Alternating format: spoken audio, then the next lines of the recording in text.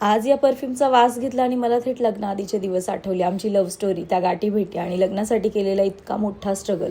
आणि जे माझे न्यू फॉलोअर्स आहेत ना, त्यांना अजून माझ्या लाईफबद्दल काहीच माहीत नाही, कारण मी काही शेअर केलं नाही आहे. मी काय करते, डुगूचे बाबा काय करतात, लग्नाआधीचा तो काळ, तो विरोध आणि आत्ताचा हा सुखी संसार. यासाठी डुगूच्या बाबांनी आणि मी खूप स्ट्रगल केलेलं आहे. हे लवकरच मी तुम्हाला शेअर करेल. पण त्याआधी तुम्ही मला जर फॉलो केलं नसेल तर नक्की फॉलो करा. आणि हे खूप ट्रेंडिंगला चालू आहे, बेलाविटा म्हणून. डुगूच्या बाबांनी पण बेलाविटाचं परफ्यूम ऑर्डर केलेलं आणि याची पॅकिंग इतकी क्लासी होती ना. आणि हे ओपन केल्यानंतर डायरी ओपन केल्यासारखं वाटत होतं. यामध्ये 3 परफ्यूम होते, एक फॅन्टसी, अल्फा आणि मॅग्नेटिक.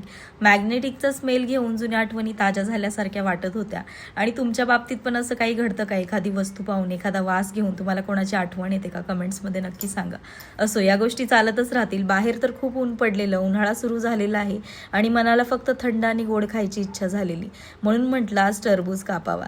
याला फ्रीजमध्ये ठेवलेलं, चांगलं थंड केलं आणि खूप असं लाल भडक निघालं होतं. आणि असं म्हणतात की टरबूज निवडताना त्याला वाजून बघायचं असतं, म्हणजे ते गोड निघतं. काय माहिती हे खरं आहे का? आणि तुम्ही पण मस्त असं टरबूज खायला या. व्हिडिओ आवडला असेल तर लाईक करा. भेटूया पुढच्या ब्लॉगमध्ये. बाय.